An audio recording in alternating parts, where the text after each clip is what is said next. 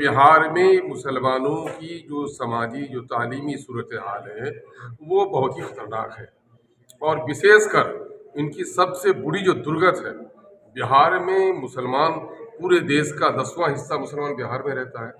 और बिहार की टोटल आबादी की 10% आबादी जो सीमांचल में रहती है, वहाँ बिहार के मुसलमानों की टोटल आबादी 2,31,00,000 की तकरीबन 1/3 पॉपुलेशन वहाँ पर है। तो उनकी हालत और ख़राब है और बड़ा ऑथेंटिक डाटाज है इनके पास, जिनसे सरकारों की जो हो रही है सौतेलापन रहा है मुस्लिम माइनॉरिटी के साथ, उसकी एक दस्तावेजी रिपोर्ट हमारे साथ।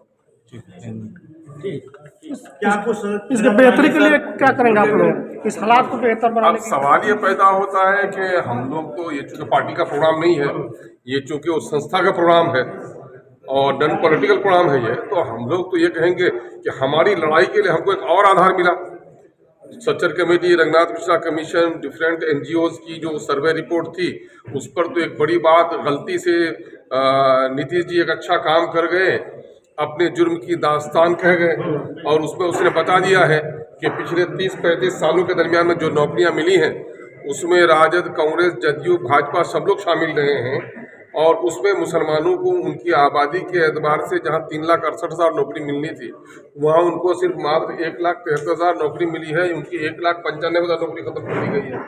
उसी तरह शेड्यूल कास्ट के साथ सच्चर कमेटी रिपोर्ट में कहा गया था कि मुसलमान बहुत पीछे हो गया है, शेड्यूल कास्ट के करीब हो गया है, लेकिन ये रिपोर्ट कहती है बिहार सरकार की कि मुसलमान शेड्यूल कास्ट से भी नीचे जा चुका है। शेड्यूल कास्ट की 4,02,000 की नौकरी में 2,91,000 नौकरी देकर 1 लाख से कुछ ज़्यादा नौकरी उनकी ले ली गई। और मुसलमानों की वाजिब हिस्सेदारी जो उनकी होती है 3,68,000, उसमें 1,73,000 नौकरी देकर 1,95,000 नौकरी से उनको वंचित रखा। यही वजह है कि पलायन का मामला उनके यहाँ है, निरक्षरता का मामला है सबसे ज़्यादा मुसलमानों के यहाँ, गरीबी सबसे ज़्यादा मुसलमानों के यहाँ है। तो उसके लिए हम लोग लड़ाई लड़ेंगे, जो लड़ाई लड़ते हैं। क्या सर इसी मुद्दा पर आपकी पार्टी इस बार इलेक्शन में उतरेगी? नहीं, मुद्दे तो हमारे पास बहुत हैं, एक दो जख्म नहीं सारा जिस्म है छलनी, दर्द बेचारा परेशान है कि कहाँ से उठे। ये तो एक दर्द है यार। आखिर मुसलमान तक पीछे क्यों है सर, आपके मुताबिक क्या कुछ कहना चाहेंगे? मुसलमानों के वो लीडर जो इन पार्टियों में जीत के जाते हैं, जो सुपर और सेकुलर कहते हैं, वो एक अलग टिकट के खातिर वहाँ जाकर ताबेदार बन जाते हैं, अपने लोगों की बात नहीं कर पाते।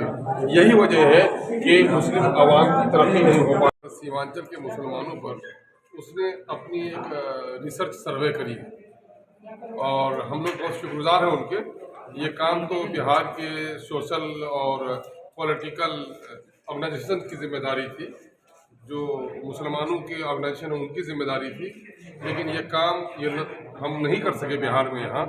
और CDPP वालों ने बहुत दूर से चलकर, क्योंकि इनका काम ये रहा है, ये पिछले दिनों में तेलंगाना में मुसलमानों की क्या समाजी हैसियत है, क्या हिस्सेदारी है, उनकी सिक्योरिटी का क्या मसला है, यूपी में क्या सूरत हाल है, राजस्थान में क्या है, ये 3 रिसर्च उनके थे। ये चौथा रिसर्च है बिहार पर और हमारे लिए बड़ा चौंका देने वाला है। जो रिपोर्ट हम लोग अक्सर कहते रहे कि बिहार में मुसलमानों के साथ ज़्यादती हुई है और इनको पीछे रखा गया है, तो उसको तो अभी पिछले दिनों में बिहार सरकार के जातीय आधारित गणना ने भी साफ कर दिया है कि सरकारी नौकरी दूसरे ग्रुप्स को जहाँ 2 3 और 4 गुनी मिली है, वहाँ मुसलमानों को उनकी आबादी के अनुपात में आधे से भी कम मिली है। तो इन्होंने जो अपनी स्टडी आज पेश की है, इसमें कई मेहमान हैं।